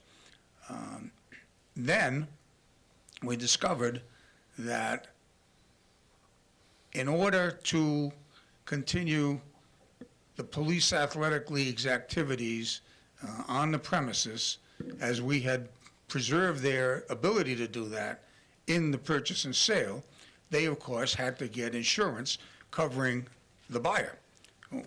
We would no longer be responsible. I was told that that was forthcoming. It wasn't. It turns out there was more of a problem than at least I think they should have been getting the coverage. As of today, I spoke to the president of the Police Athletic League, the attorney for the buyer, the insurance agent for the Police Athletic League, and I'm told that acceptable coverage is in place that will allow two things. One, the closing, which is what we all want, and two, the Police Athletic League to finish out its season, which I think goes a little longer than most of us thought. I thought it went till January. I think it goes till February. And I don't think it's a league that has playoffs that extend. Next year, the Police Athletic League won't be at the Hartwell Street location, but they have located, I think with the assistance of the city, but when I spoke to Deputy Chief Cullen today, they have located another area that they think can be utilized where they play indoor soccer. So the delay was in order to not displace the PAL, and the closing now can go forward, and PAL will have a new place to play next year. So what's the expected date of closing? Last time I was here, I think, was on June 5th, and I expected June 9th, which was a Friday. I don't have a date as of today. Few weeks, Excuse me? couple of weeks. Do you yield, sir? I would, yeah, I wouldn't see why we couldn't do it in a couple of weeks. The only reason I hesitate is because when I was here last, of all the problems I anticipated, language in the, that was the last one I thought, as most of us know, getting an insurance certificate isn't that hard. There was a discussion between the agent for the buyer and the PAL as to the limits, and they agreed to the higher limits, which I think was reasonable. Why it took this long, I don't know. Do we have financing in place, and is that confirmed? On Sylvia? Financing in place? There's supposed to be, but there's certainly going to be a closing, and if he doesn't do the rest of what he's supposed to do, we get the building back. In 5 years. 5 years. Do you yield, sir? Oh, you. Do you want to add to this? Yeah, I do. Colleague to my left? I think that that whole Sylvia School is nothing more than a sham. You need a lot of money to do the work that's got to be done there. We've waited all this time to do a closing. A closing should be, and this committee should set a date that when we sell something, that the closing has to occur within a certain amount of time, or there is no closing. How long has this been sold? Not, I mean, you were last here June 5th, but the building was sold even before that. And the last time you were here, you made a comment about, well, you will do the closing, and then the individual has 5 years to develop. 5 years to develop. You said that. Of course I said it, That's because it was true, and it's right in the agreement, which this city signed. Would give So, 5 years. You can argue about the think it's contact of crazy. the I agreement said it all you then, and want, I'll say it but again. they voted for it. I'll You say it voted for it. again. I think that 5 years is way too long. I said it then, and I'll say it again. Lincoln School, when did they close? Oh, they closed fairly quickly. I don't have the date. And what's been done there? It's like, most of these buildings, when we sell them, we see work being done. We sold the Lincoln School, we saw work being done. We sold the Wixon School, we saw work being done. We sold the Buke School, we saw work being done. They're building homes around there, and things are getting done. These schools, nothing's being done. And when Mr. Council Long asked you, do we have financing? Well, I think so, I hope so. Jesus, shouldn't we have known that when we sold it? That somebody has the financing to do the job? The Sylvia School really upsets me, because we had a person here who didn't sign a paper, and you said, well, then they really That's can't be exactly accepted. right, and I stand by that, I and you feel might want to bad. look I feel into bad. I've got the the floor, fellow Judge that, Macy. I've got the floor. you might want to look And I into the felt fellow who bad. did Judge, it. And she I does felt She's have the right, floor. I understand. And I felt bad, because that, we should have put it out or done something, but I felt bad, because that's a business that we're looking at losing in the city now, and going elsewhere, a business that's expanding and hiring more people. And I feel very badly about that. I think 5 years, I said it then, I'll say it now, I think 5 years is a long time. When we're selling these buildings, you need to move and sell them. We talked about having buildings that the city owns, and we're not repairing them and maintaining them and keeping them up and having them look good. Well, the same thing here. And I think that the real estate committee needs to look at anything that we sell, have a close date on it of when the closing should take effect.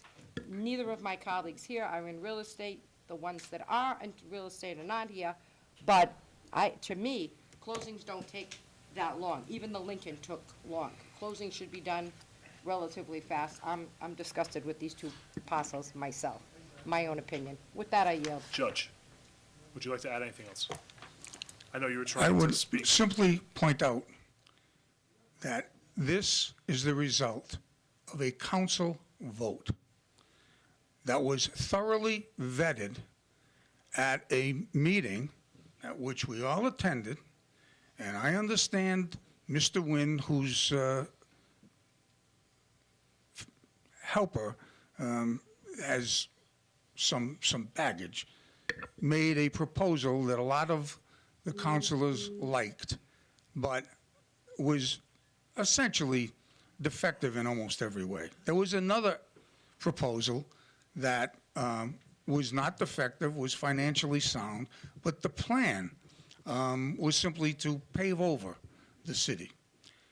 The councilors who were here heard, I would say, a 20 to half an hour presentation by Mr. Hebert and his architect, who is from Providence, well-known architect, and this, and, excuse me? Is he still his architect? As far as I Sorry, know. go ahead, As far as I I'm know. sorry. Thank you. And the council asked plenty of questions. I don't vote. I gave my advice. The council, after considering all the proposals, voted to give it to the person that's going to buy it. There were, everybody knew, environmental problems with this parcel. As a matter of fact, it's languished for so long, never mind after this, which I agree with everybody is languished too long, but before that, they had such environmental problems that nobody would even buy it, and 2 buyers gave up on it. So that's all I have to say. I did what the city council voted to do. And in the future, if the city council decides to put other parameters on the contracts they want to write, that's fine with me. Do you yield, sir? I don't need to yield, I'm finished. Fair enough. Colleague to my left. Let me ask you, in that building, Mrs. Viveras, in the Sylvia School building, there are valuable pieces of city-owned property that's there, those stoves. Have those been moved yet? And if so, where? I would have to confirm, Counsel. I know I did go through the building with Mr. Gallagher. He did identify those that he thought of had a value, and I'll have to follow up to find out if they've been Can removed. you call me? I want to know that they're Certainly. out of there. And just to Attorney Macy, I know that it came in front of the council. I know that people voted on it, but it wasn't everybody that voted on it. So, I didn't vote. I didn't vote. The You majority said, voted on it. You know, everybody voted on doing, no, it wasn't Everybody everybody. voted. You voted I against didn't. it. Sometimes I stand alone, and I have no problem standing alone when I'm feeling very strongly about something, and I think you know that about me by now. With that, I yield. Thank you. Thank you. Just a couple of questions. When we decided to dispose of this building, I thought that we had said that it was going to be an as-is sale. Isn't that correct? There was no caveats. The only one that had a caveat was the Coughlin School, right? And we approved, and the caveat for the Coughlin School was it had to be completely sealed within a certain period of time, which they're actively doing right now. Everybody else is open. It says, hey, we're selling you this building in as-is condition. So the question that I have is, why are we waiting for environmental information to come back on this building? Because we did. We waited for environmental information to come back before we would actually close on the building, and we did that, and now we're seeing another issue. So I'm frankly frustrated, and the reason why I'm frustrated is, had this been somebody else who purchased this building, we would have held them to the guidelines set by the RFP that was proposed by this council. And unfortunately, it seems that there has been some leeway given from the spirit of what the council wanted to do. And the reason for that is they were allowed to do environmentals and all this other stuff on this building when they should have just been purchasing it in an as-is condition. And I think the only caveat, and this was just a request, this wasn't even in the form of a motion or anything like that. The request is that we maintain the PAL in its current place. So we're missing out on tax dollars that is going to reduce the burden to residents in the city of Fall River because we've allowed some leeway and some latitude where I don't think we normally would in other cases. Why Well- is that happening in this case? It happened in this case because that was part of the arrangement. When they buy it, they're buying it as is. Right. We did give them time to do due diligence, Why? because no buyer is going to buy something without doing the due diligence. As a matter of fact, Counselor, when we get to item 8, I will quote counselors to that exact point. Once they did their due diligence, at their expense, at their environmental certifications, if they didn't want to buy it, they didn't buy it. Once they buy it, they've got it, warts and all. It's their fault if they didn't do the appropriate testing. Sir, respectfully, this is an as-is purchase, meaning that when you purchase this building, when you put a request for a proposal in and say, these are the things that you're going to do, you are purchasing that building in its current condition. And normally, you're not allowed the latitude to be able to say, hey, I am going to go through the process of doing an environmental in this case. With all due respect to your real estate experience, let me tell you, as is a purchase, not a purchase and sale.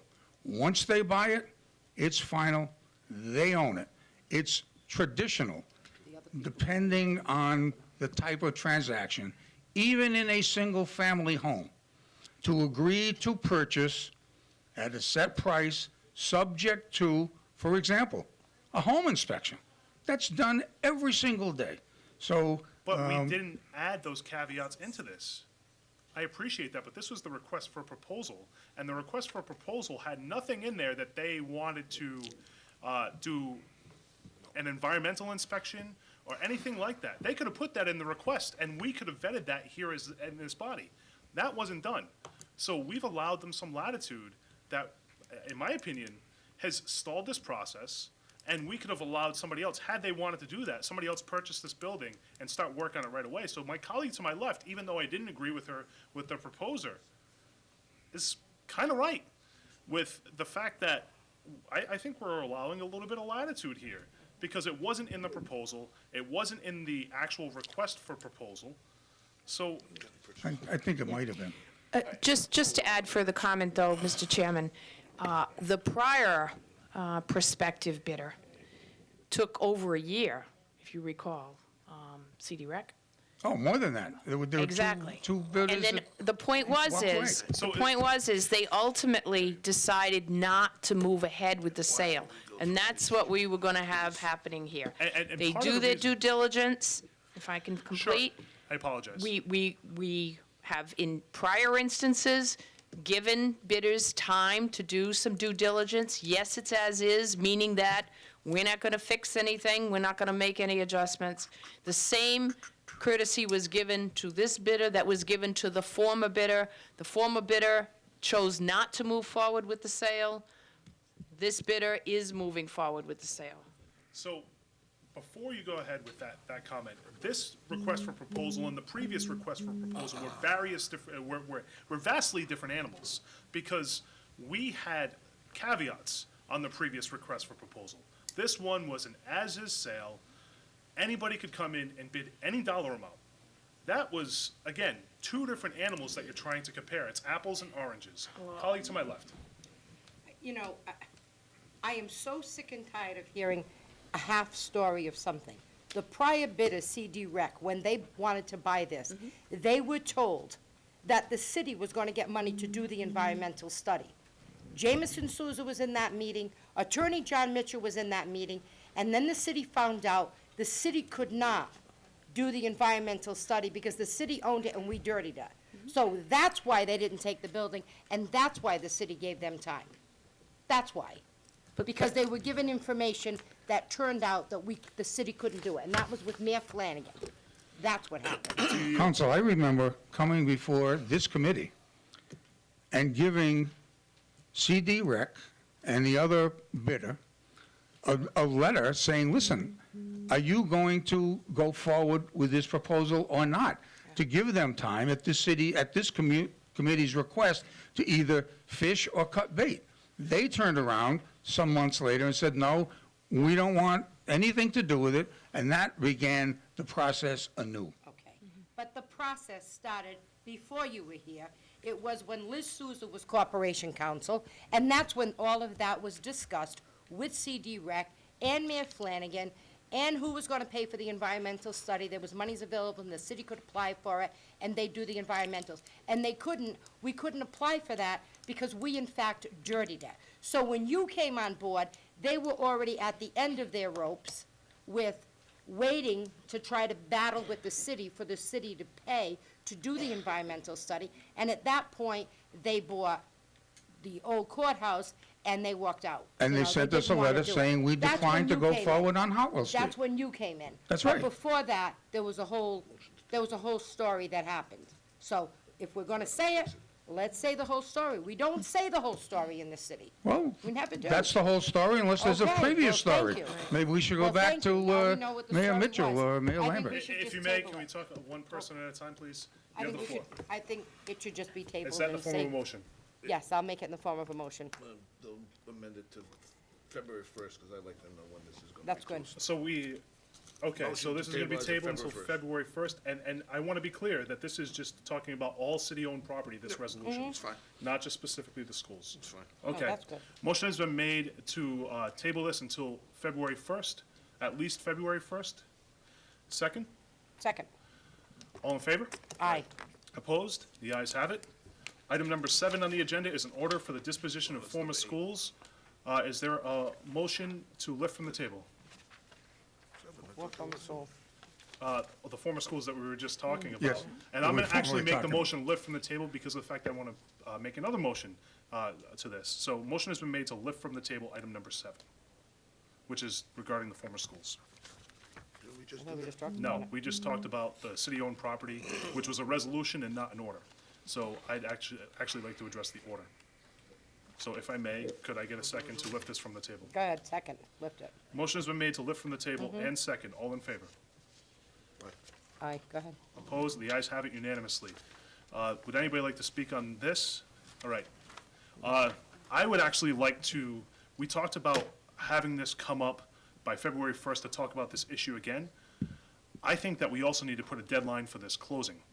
So I'd like to make the request, and we file a motion, that the closing be executed by March 1st, and in the event that it does, the property comes back to the city, and we go through another request for proposal at that point in time.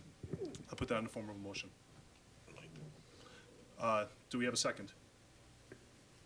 We don't have a second. Colleague to my right. To discuss that motion. I mean, you can't change the purchase and sale agreement, You can discuss the topic. no, but you can't put a date on it to say that they're gonna close it. It is what it is. I mean, this is all water under the bridge. I'm hoping that this is gonna close within the next month. Well, And then we'll be on another issue. So I'm just saying, let's follow it and see what happens, but we don't have to go over the whole history of the building. Sure. At this point, we're not changing anything. It is what it is. sure. Colleague to my left. I yield. I don't think that you're gonna see this close within the month. No, then we'll come back. My and opinion. we'll It's revisit it. not gonna close, it's gonna drag out, and I think certain people have gotten afforded more opportunities than others. And I have an issue with that. I understand what you're trying to do, but I don't think that legally at this disagree point with we you. can do it. Yeah, it's too late. I don't disagree. Do you yield? I yield. So to that point, I'd like to make this one. We talked about this on June 5th, where we were told a purchase and, the closing was imminent. It's now December 12th, I'm sorry, it's December 18th, if I could reflect that with the clerk, December 18th. So we're talking about 6 months. 6 months, this has sat here, we were told the purchase and, the closing was imminent. My concern is that this is gonna sit there for another 6 months. So I think we do have the ability, if the closing hasn't been done in a reasonable amount of time, to say that we are going to take it back because you are not meeting your obligation with the closing. I think you could say that when the building is sold. I agree with what you're saying. In my opinion, I didn't vote for it to be sold. I'd vote to take it back now. And I can't do that, because legally, I don't think that can be done. Moving forward, when the city sells something, they should have a time on it that says that this transaction must close by a certain date. So, But that's Didn't we not just gonna talk about happen this? now, Council Capaceres. so actually, I'm gonna refer that question to the judge. Do we have the ability to say that if it's not done in a reasonable amount of time, we can take this back and remove it from the purchase and sales process? No, what we have is a purchase and sale agreement that sets very clear timetables by which they have to accomplish things, and if they don't accomplish it in those timeframes, then we can exercise the right of reverter. So what is the timetable to actually go through the process of closing this property in the purchase and sales agreement? Right now, we either get an acceptable insurance certificate, or we peremptorily tell the police athletic league to leave, which I don't think is a good idea. But the question Or- is timetable, sir. Or we actually wind up with a closing within the next 30 days with an appropriate insurance certificate. So, timetable, when should we see, if they are unable to get the certificate, what is the timetable? When is the last possible date that they have the ability to close on this? I'd have to look at the P&S, which I didn't bring, but it should have been closed by now. We all know that, and I've told you why it hasn't. And Mr. actually, Chairman, I'll if- entertain that, please. We'll take a recess right now. Could you please find that out, sir? No. I don't think you heard me. A recess. Because he wants the attorney.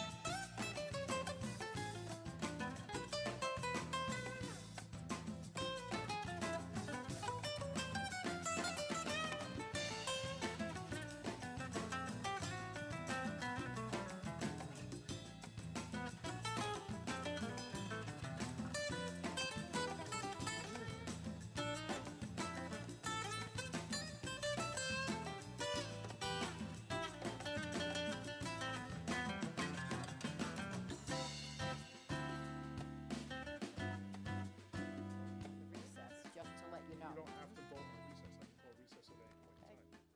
And you actually made a suggestion, and I said, well, if he doesn't have it, maybe he can get it. So, to be clear, Right, that is- there's a lot of people waiting. Well, I Well, understand may that, Councilman. I- I will tell you somebody. Do you have do it? do you have something? I have information I'd like to share with the committee at this point. Is it in relate? That's right. So I can't share that information until you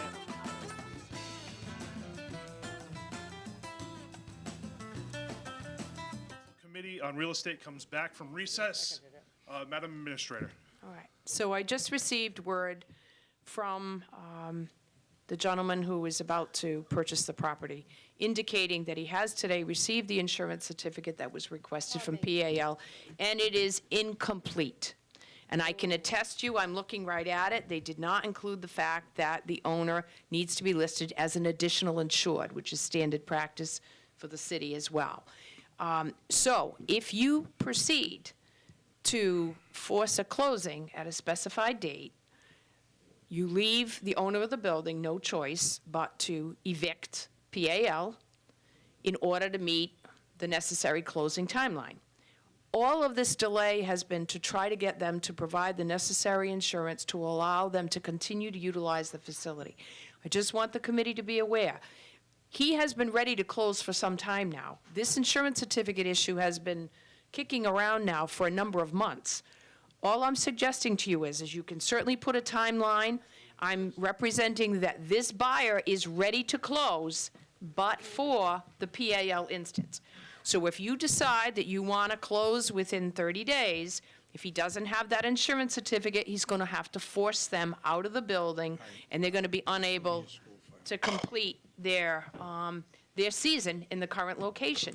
So I would just advise you that he's ready, PAL is not, They have not complied, and if you want to force the closing earlier than when the certificate is provided, then PAL is going to be forced to relocate.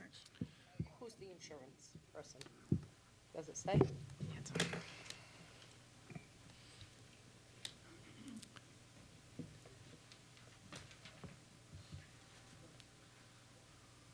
Cordero Insurance. Now, to that point, again, just in the interest of time, how about this? Please, sir, tomorrow, could we have a drop-dead date on when this has to go through? Is that possible? Counselor, if I could interject, again, if you Actually, that wasn't a question set- to you, Madam Administrator. Well, That's a I'm going to question provide the Corporation answer, Mr. Counsel. Chairman. I'm And- going to and- reiterate, if you put a drop-dead date, you run the risk that there will be a closing, but PAL will be displaced. If it's the committee's intent that PAL shall be displaced in the event that they cannot provide their certificate by that date, we just want you to be well aware of the consequences of that deadline that you're issuing. If you're aware of that and you choose to move forward and set a drop-dead date, that's the committee's wish. But I just want everyone to be clear that you're going to force PAL to vacate those premises because they are, in fact, the only item that is holding up this closing. And May I ask a question here? actually, one. Go ahead. Real quick. So, and I see you both, and I appreciate that you have questions to continue this. That being said, here's the issue that I have, and I hear what you're saying. Meanwhile, this building has been up for, or been in the purchase and sales process for longer than a year. And who is fronting this bill right now? It is the taxpayers. At the end of the day, it is the taxpayers who are fronting this bill for this building because they should be getting tax revenue from this building at this point in time. So I appreciate what you're saying. I really, really do. But I don't think anybody here has talked about 30 days. I think what we have talked about is tell us what the drop dead date is. And we still haven't been, that information still hasn't come to us at this point in time. So I'm going to go to my colleague on my left for her question. Mrs. Viveras, prior to this building even having an RFP, PAL was there, correct? Correct. And the city had it, PAL was there, And we didn't get a certificate of insurance, Counselor. Okay. The city was accepting the liability. okay, but PAL was there, and the city accepted the liability.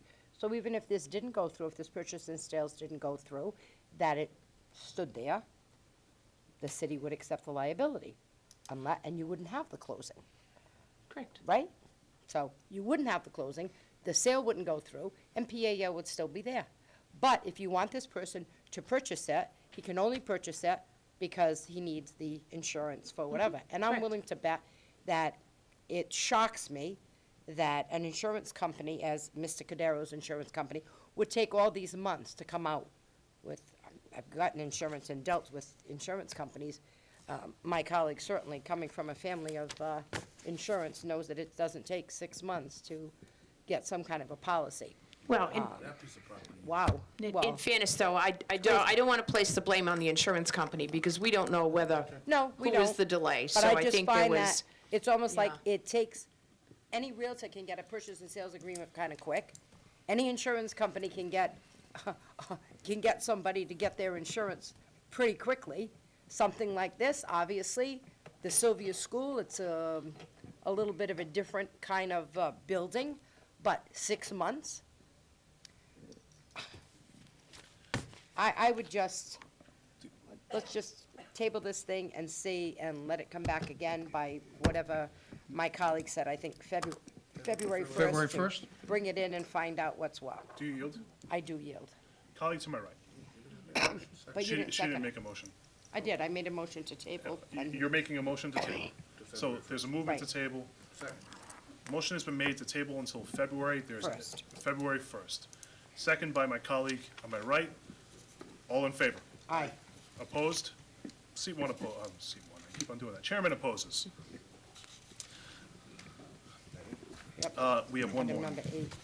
Number 8 is an order to purchase, for the purchase of property located at 38 Third Street for Employee Health Clinic. This was tabled 3/16/2017. Is there a motion to lift from the table? Is there a motion to lift from the table? You have to lift it from the table in order to be able to make Motion to that lift from the table. Second. Motion leave to withdraw? So we haven't voted on the table. So ahead. motion has been made to lift from the table in second. All in favor? Aye. Opposed? The ayes have Motion it. leave to withdraw? Motion has been made grant leave to withdraw, second by my colleague to my right. All in favor? Aye. Opposed? The ayes have it. Thank you. All right. Motion has been made to adjourn by my colleague to my right. Is there a second? Second. Motion has been made to adjourn and seconded. All in favor? Aye. Any opposed? Thank The ayes you. have it. Merry Christmas. Merry Merry Christmas. Christmas. I was trying to think of something that Shakespeare said, but I don't think he was a big Christmas guy.